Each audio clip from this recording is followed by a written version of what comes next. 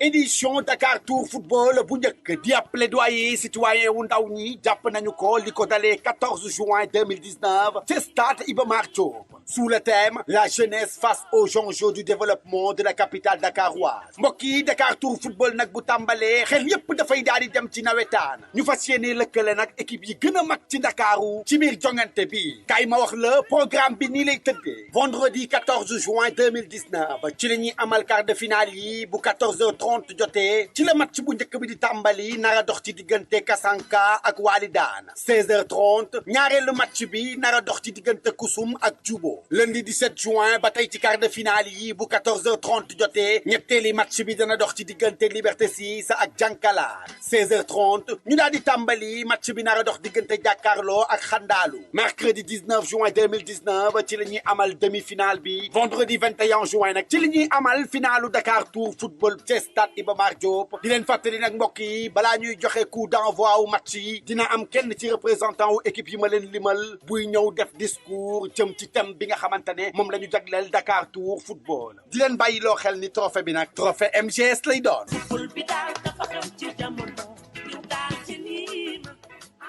salaamaaleykum mbokk yi ñëwati nañ ñun waa mouvance des jeunesses sénégalaises pour présenter leen seen deuxième partie émission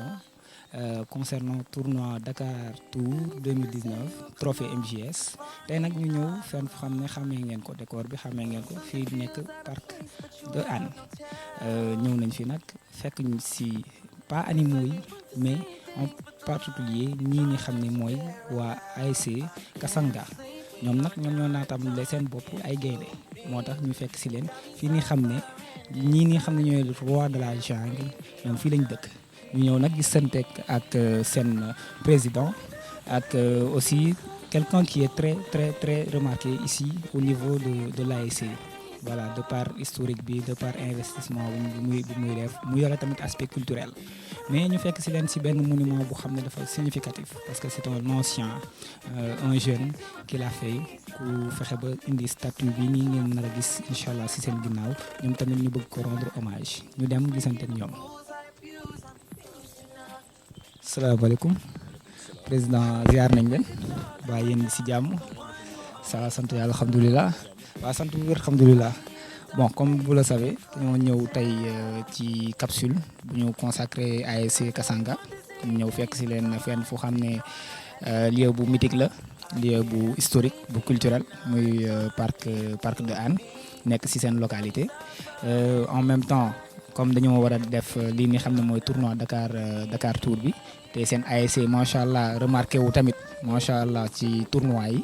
wala si compétition yi nawetaan yi ñu boole ko ci tournoi bi noo leen gisee déjà initiative bu MGS ak nan ngeen fas yéene tamit dugg ci tournoi bi ni ñu war a dugg en plus de ça tamit ñu bëggoon tamit ngeen expliquer ñu fii ni xam ne fii lañ leen fekk si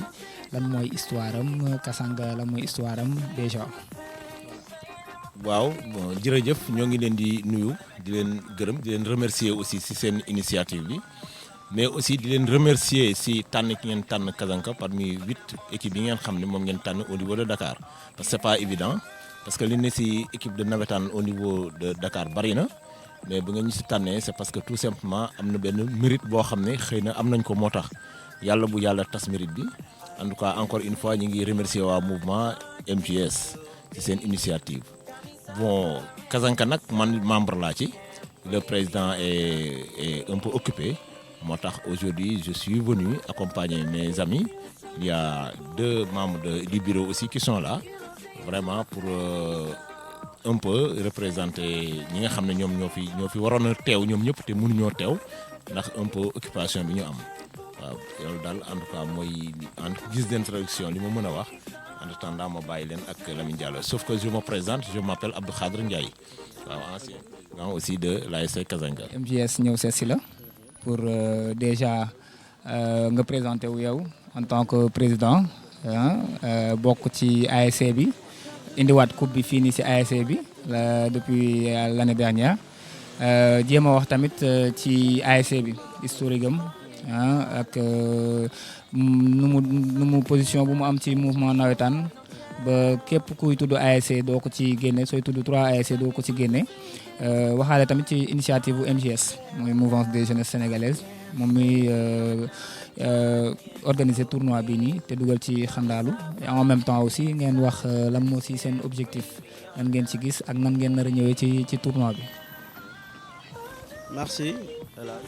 ñu ngi leen di nuyu di leen gërëm di leen sant yéen ñi nga xam ne yéen initiateur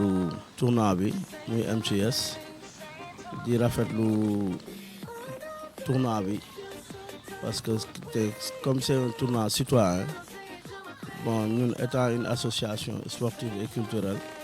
encadrée par des jeunes comme moi ak d'autres personnes bon li ñu si mën a def comme mooy participer parce que quand on prend une initiative citoyenne je pense que ça englobe tout le monde parce que nous sommes tous des citoyens avant tout donc tey lu mel ni bu amee ngeen organiser ko yéen mouvement des jeunes du Sénégal xandaal lu mu si mën mooy apporter si sa pierre en participant dans ce tournoi-là voilà moi je pense que c'est l'objectif d'autant plus que ñëpp xam nañu mouvement nawetaan bi c'est un mouvement de jeunes donc jeunes yi lu ñu woote tamit war nañ si mën a dugal seen loxo war nañ si mën a dugal seen loxo war nañ si mën a dugal seen loxo donc je moo tax bon ñun tam en tant que équipe association sportive ñu dugal si suñu loxo quoi voilà. faut le préciser tamit parce que moom mi nekk na fi yàgg na fi nekk président wu ASC bi donc ça veut dire que trophée yu bëri fekk na ko fi géré na ASC bi ba benn instant tamit mu bàyyi ko ay rakam tamit ñu géré ko loolu faut le préciser donc d'où l'importance ñu mu teew tamit ci présentation wu ASC parce que da ci bokk entièrement donc ñu dem ci suñu papa ji suñu bokk ji en même temps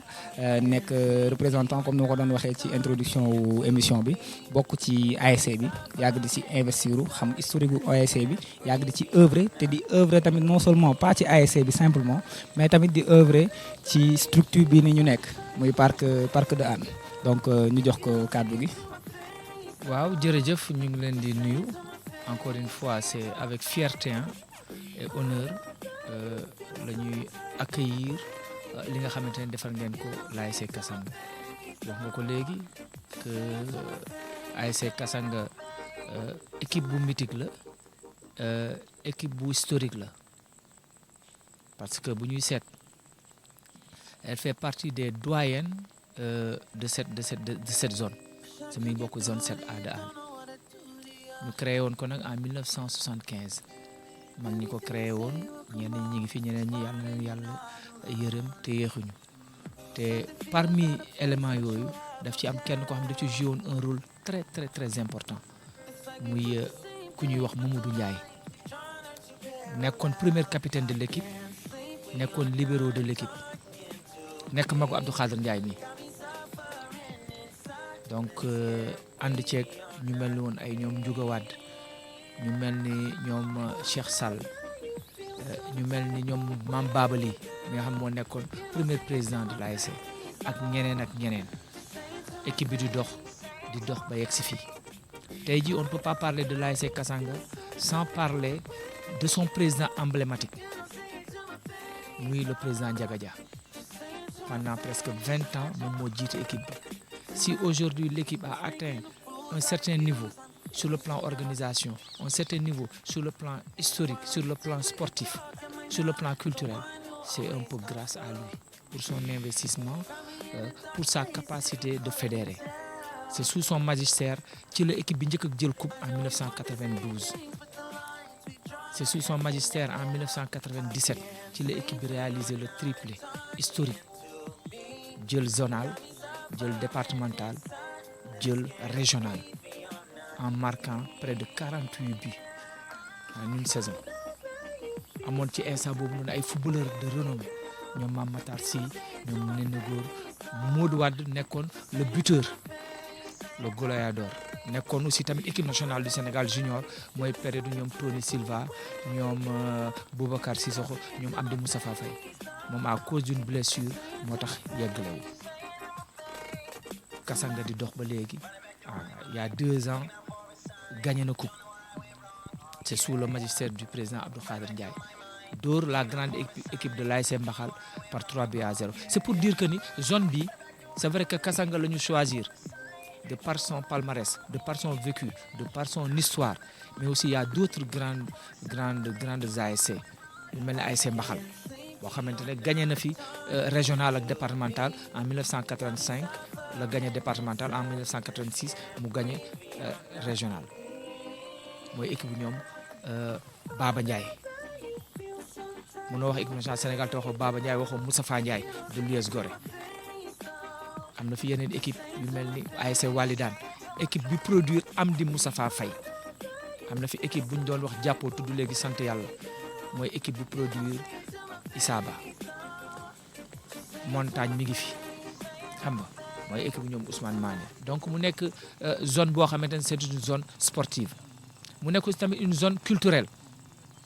parce que frère Guissé yi fii la ñu juddoo ci ASC bi lañ nekkoon El Hadj Ndiaye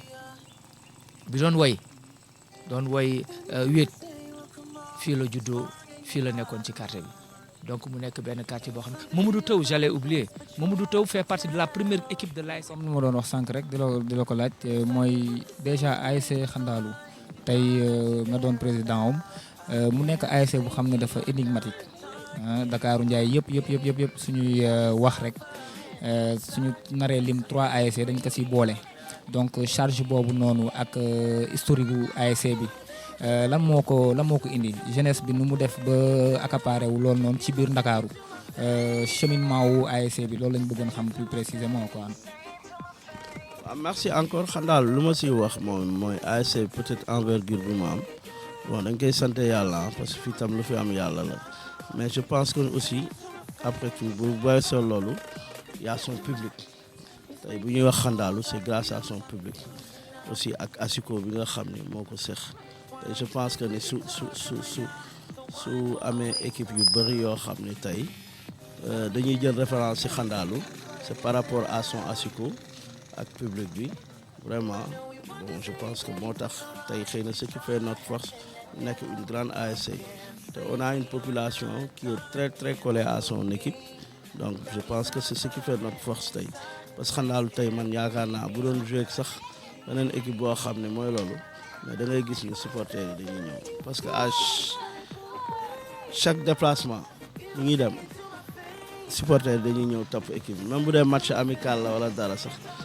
tu verras un groupe de supporters qui sera sur place pour supporter son équipe donc Xandaalu c'est une équipe qui est dans nos cœurs xam nga dans notre esprit donc bon dañ ko judduwaale màggale ko ba tax na bon voilà quoi c'est une longue histoire c'est une longue histoire quoi ouais. Je réponds au nom de Serigne Saliou Ndiaye, président de la mouvance des jeunes sénégalaises. Et c'est avec un sentiment de contentement qu'on a aujourd'hui, de satisfaction à être là devant l'écran pour parler de cette première journée de Dakar Tour 2019, qui est une première édition d'un programme sportif citoyen où il y aura du football, du basketball et de la randonnée pédestre. C'est un tournoi qui parle de la construction, de la promotion de la construction citoyenne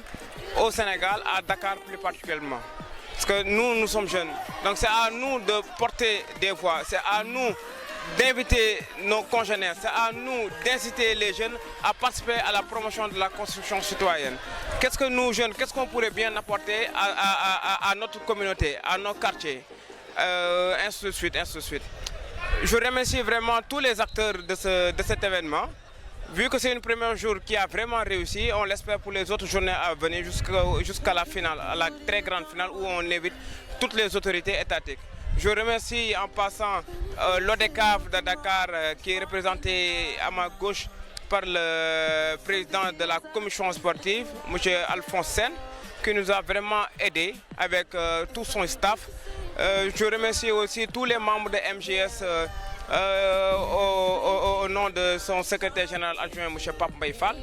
avec les forces de l'ordre, la Croix-Rouge. Vraiment, ça a été une réussite totale. Donc les journées à venir, nous invitons toute la population dakaroise à venir assister à cette rencontre. Merci. waaw Paul yow sa ASC bon moom moo war a jouer lundi incha allah muy ASC Xandaalu xam nga ne tournoi bu mag la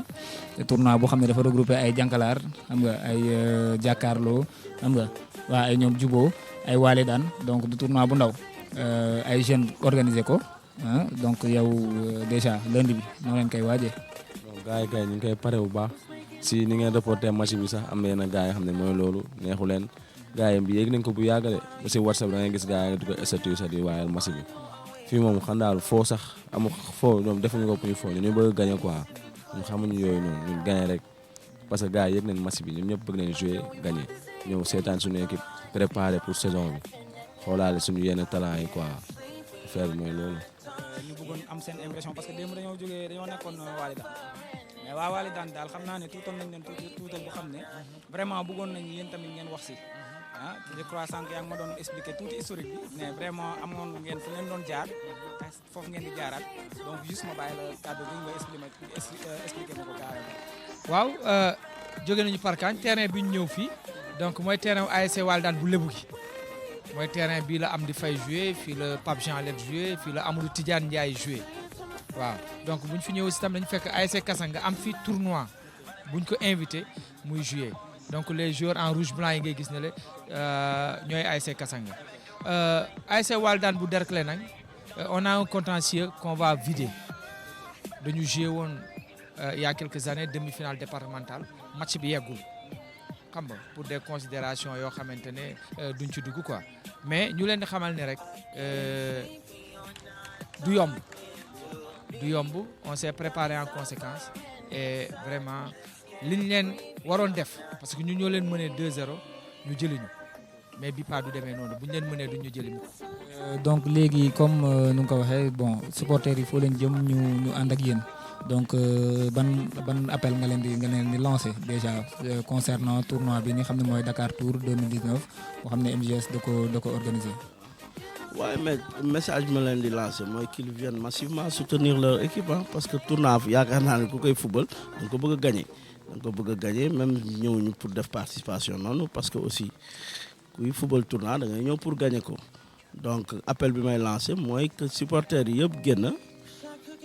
ñëw supporter ci seen équipe ànd ak moom supporter ko pour gagner pour pousser l'équipe vers aller en finale parce que quart de finale la ñuy démarrer donc am na yeneen échéance donc dans un premier temps puisqu'on est en quart de finale je pense que ni ñëpp dinañ ñëw parce que déjà le message était déjà très très perçu ici à l'avance parce que foog naa tournoi bi ñëpp yëg nañ ko wax mu ne Xandaal day jouer donc ça veut dire que le message est passé donc ce qui veut dire que moi je pense que ni bon il y aura les supporters qui viendront s'occuper de ça donc il y a pas de problème quoi. On espère que ce sera toujours dans le cadre du sport, c'est-à-dire dans le fair play. Dans le fair play, dans la sportivité. Voilà, dans le fair play, dans la sportivité. Ay erreur ñoo amoon mais bii pas dinañ teg lépp ba nga xamante ne dina jaar yoon ñu gagné leen sportivement gunge leen ba seen koñ feetal leen ba pare ñoom ñu ñëw suñu koñ ñu feetal ñu waaw parce que c'est deux grandes équipes ñoom gagné wuñu ñun lu ñu gagné wul. Ils ont été champions régional, départemental et zonal en 84. Ñun it on l'a été en 97. Ils ont été ba ñun sax ñoo leen parce que ñun gagné nañu ay coupe théâtre gagné nañu coupe athlétisme gagné nañu coupe bowling amul dara la ñuy teg ci nawetaan te ñun gagné wuñu créé nañu équipe muy ASC xam-xam yóbbu ko première division ñëpp xam nañu ASC xam-xam ñun ñoo ko créé yóbbu ko première division ñoom amuñu ko xam nga donc suba bu ñu tasee incha allah dinañu xam ne qui est le meilleur waaw comme nu ngeen ko déggee waa Walidane waa Kassanga wax nañ ko nee nañ fu ñu yegg ci sport yemul sax ci football comme ni nga ko waxee gagné na ay coupe athlétisme théâtre ci art bi ak lépp yeggagoo leen fa ñoom essayé nañu benn équipe ba première division donc nag ñoom def nañ seen preuve donc à vous de montrer aussi comme ni ngeen ko doon waxee démb loolu noonu yëpp yéen jëloon ko en considération da ngeen ñëw pour football donc dans le terrain on vous demande vous les supporters ngeen xam ne ce sera dans le terrain laissez aux joueurs s'exprimer wane seen talent wane ne que dañoo ñëw pour représenter seen quartier dignement et que ñu yemale ko ci sport yemale ko ci CAF ak REY incha allah mais merci beaucoup grand Lamine ça a été un plaisir ñu jëlaat intervention wu keneen ci tous nos encouragements à votre mouvement di leen ñaanal yàlla que li ngeen di mbëbën ni mu dem ba saawaan baawaan ci dëkk bi yëpp parce que tamit lii la ñuy xaar ci jeunesse une jeunesse consciente, une jeunesse responsable, une jeunesse résolument engagée vers le développement durable. Donc vraiment, et on vous tend la main muy ci yeneen activité fépp fu ngeen woo l'ASC Kassanga fépp fu ngeen woo waa Yaraax dinañ ñëw taxaw ànd ak yéen. Ok, merci beaucoup, merci suñu tonton Lamine ñu ne ko merci beaucoup vraiment lu mu wax ni si lancé boobu noonu la ñuy nekk loolu moo tax ñuy jug chaque jour loolu moo tax ñuy activé wu donc ne vous inquiétez pas, Inch'Allah nous viendrons en appui à l'ASC Inch'Allah. Ok. léegi bon comme nu nga ko waxee affaire yi amul foo la mais foo boo xam ne dafa am intérêt comme nu nga ko waxee léegi yow loo xalaat ci ASC Jakaarlo jóge nañ fa ASC Jakaarlo nee nañ ñoom ak yéen ñaari yoon la ñu mës a daje ñaari yëpp ngeen am ci victoire te loolu noonu ñoom neexu leen waaw donc benn victoire bu ngeen njëkk a am ci nawetaan la woon beneen bi ci benn tournoi la woon mu nekkoon série penalty donc ñoom bii paa dañoo bëgg jël seen revanche yow looy wax ci ñoom. waaw waa Jakaarlo leen maa ngi nuyu ñoom ñëpp waaw may leen ñu waaye leen ni quoi parce que leen joué match bu neex gars yi pare nañ fii de ñoom xam naa ne équipe bu mag lañ quoi ñoom ñooy équipe bu gën a titré si histoire nawetaan waa Jakaarlo mais bu bés ba incha allah bi leen joué match bu neex que le meilleur gagne nag mais man xam naa laa ñaanal mu gagné. donc comme nu ngeen ko gisee gars yi ils sont déjà au courant gars yi ñoo ngi koy waajal engouement am na ci événement bi ba pare kon yéen si yéen la des jeune ASC Xandaalu ñoom pare nañ jeune ASC Jakaarlo ñoom tamit pare nañ comme nu ngeen ko gisee ci capsule bi yu ñu leen jot a defaral yëpp donc yéen ñi tamit xam ne ay jeunes ngeen nekk ci Dakar yéen a war a pare ñëw soutenir mouvance des jeunes sénégalaises ci lii ni initiative bi ni mu jël pour regrouper ay grandes ASC ci lépp loo xam ne mooy fair play. C'est dans le fair play et puis permettre à ces ASC aussi ñu fexe le tout ba seen population mën a ñëwaat ci ñoom sans pour autant am benn crainte ren jii dañoo bëgg nawetaan gën a dekkaat gën a ñëwaat ñëpp muy pas ak maire comme avant nañ ko doon defee ñu jugaat dugg dem sañ a mën a dem supporter seen ASC parce que gars yi tamit ASC la ñu am te vacances yaa ngi bëgg a ñëw donc yéen tamit ñëw leen ngeen soutenir gars yi positivement ñëw toog seetaan match yi soutenir way kaf ree que le meilleur gagne après ku nekk ñi bi nànk incha allah donc comme moom nu nga ko waxee moom ASC am la gëm te moom lay ñaan yàlla mu gagné waa ASC Jakaarlo tamit ñoom seen ASC la ñu am te moom la ñuy yaakaar yàlla jox leen ndam mais lépp ci Sénégal lay des donc nañ ko def rek ci fair play incha allah kon ñu def noonu ba beneen.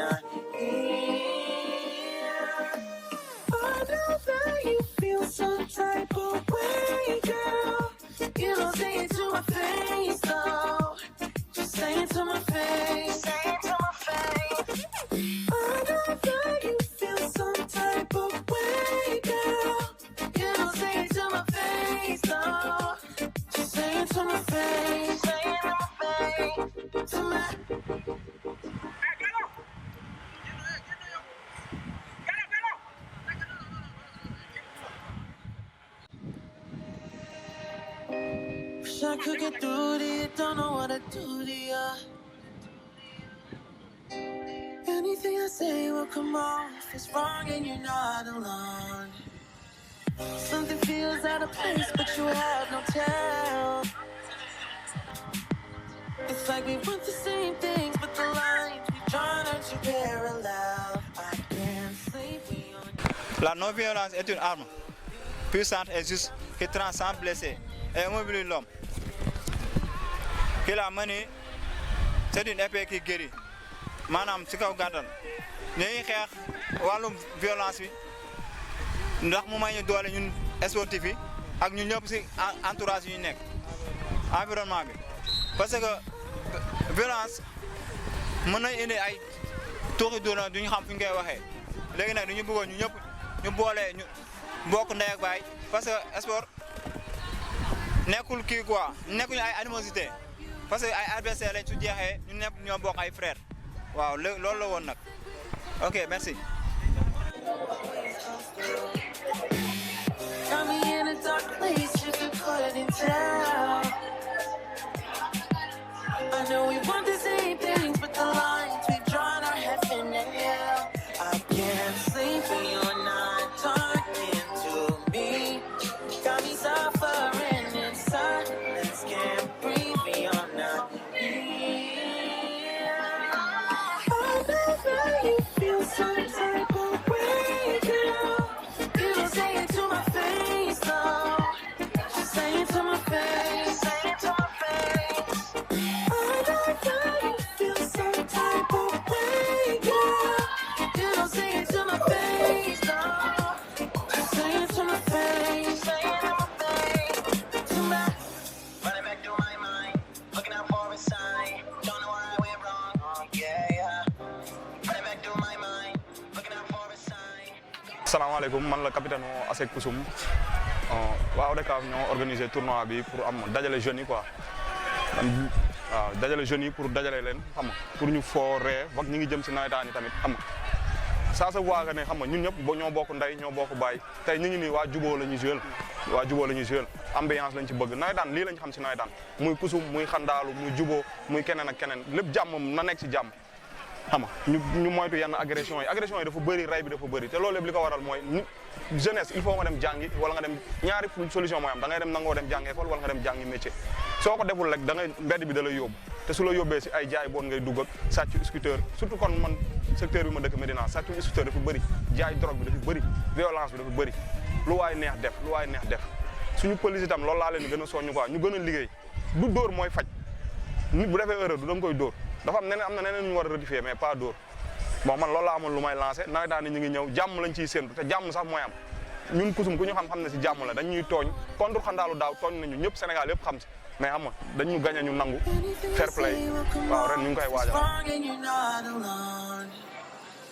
Something feels out of place, but you have no tell.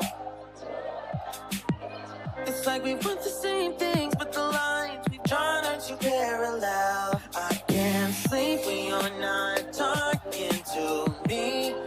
Got me suffering in silence, can't breathe. Ok, maa ngi leen nuyu yéen ñëpp di leen sant di kontaan ci yéen parce que lii dafa rafet li ngeen def quoi dafa rafet gars yi kontaan nañ ci mouvement bi MJS ñu ngi leen ni gërëm yéen ñëpp di leen wax ni comme non violence bi quoi ñun ci loolu lañ jóg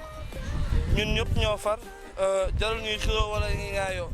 benn couleur la ñun ñëpp ay sénégalais lañ waaw football moo ñu boole bu jeexee dañuy boole àndaat nekk benn ndax boo léegi dem na ba ñun ñëpp ay xar lañ dañuy demalanteeg yooyu noonu waaw ñu ngi leen di gërëm yéen ñëpp quoi ok jaajëf.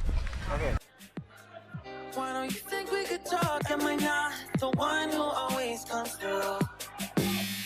Got me in a dark place if you couldn't tell. I know we want the same things, but the lines we've drawn are heaven and hell. I can't sleep when you're not talking. waaw dañuy rafetlu sama capitaine lu mu wax rek waa Koussoum dañuy rafetlu si li ñuy wax lii la ñu xam si sport non violence lañu wax bu fekkoon loolu la dañuy toog suñu kër man xaw ma fi leen daje si terrain bi ñun dañoo xamante dañuy ñaan violence bi am daaw bu mu am ren parce que sport moo ñu boole bu nekkoon tubaab bi du créer football pour plaisir moo tax mu créer football di ñaan yàlla nag xam nga ci créer tournoi bi xam nga mu gën a yokku xam nga gën a laaw affaire bi gën a laaw xam nga ci rafet bi suñu ñëw fii si terrain pour football xam nga di wax kaddu ASC Juboo sama équipe sama supporter xam nga nañ bàyyi violence bi xam ne violence amul njëriñ xam nga képp ku yeewu di xalaat sa yaay war nga góorgóorlu te xam ne yaay rek a sonn nañ bàyyi violence bi bàyyi sàcc bi te dem liggéeyi loolu laa lu ma wax di rafetul tamit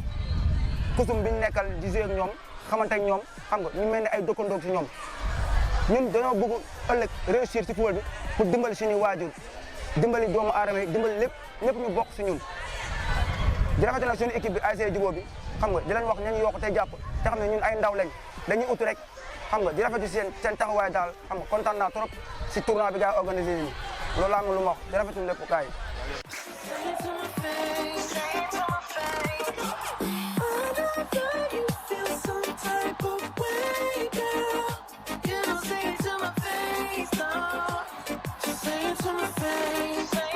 To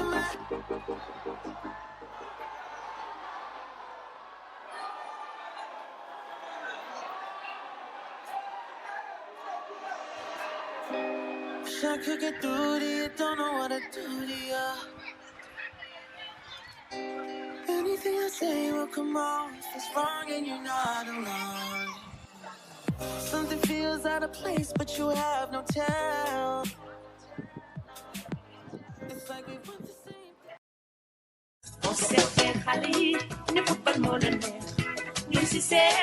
édition Dakar Tour football bu njëkk di ab plaidoyer citoyen wu ndaw ñi jàpp nañu ko li ko dalee 14 juin 2019 ci stade Iba Mar Diop sous le thème la jeunesse face aux enjeux du développement de la capitale dakaroise mbokk yi Dakar Tour football nag bu tàmbalee xel yépp dafay daal di dem ci nawetaan ñu fas yéene lëkkale nag équipe yi gën a mag ci Ndakaaru ci biir jongante bi kay ma wax la programme bi nii lay tëddee vendredi 14 juin 2019 ci la ñuy amal quart de finale yi bu 14h30 jotee ci la match bu njëkk bi di tàmbali nara dox ci diggante Kasanka ak Walidane 16h30 ñaareelu match bi nara dox ci diggante Kusum ak Jubo lundi 17 juin ba tey ci quart de finale yi bu 14h30 jotee ñetteeli match bi dana dox ci diggante Liberté 6 ak Jankalaar 16h30 ñu daal di tàmbali match bi nara dox diggante Jàkkaarloo ak Xandaalu mercredi 19 juin 2019 ci la ñuy amal demi-finale bi vendredi 21 juin nag ci la ñuy amal finalu Dakar Tour football ci stade Iba Mar Diop di leen fàttali nag mbokk yi balaa ñuy joxe coup d'envoi wu match yi dina am kenn ci représentant wu équipe yi ma leen limal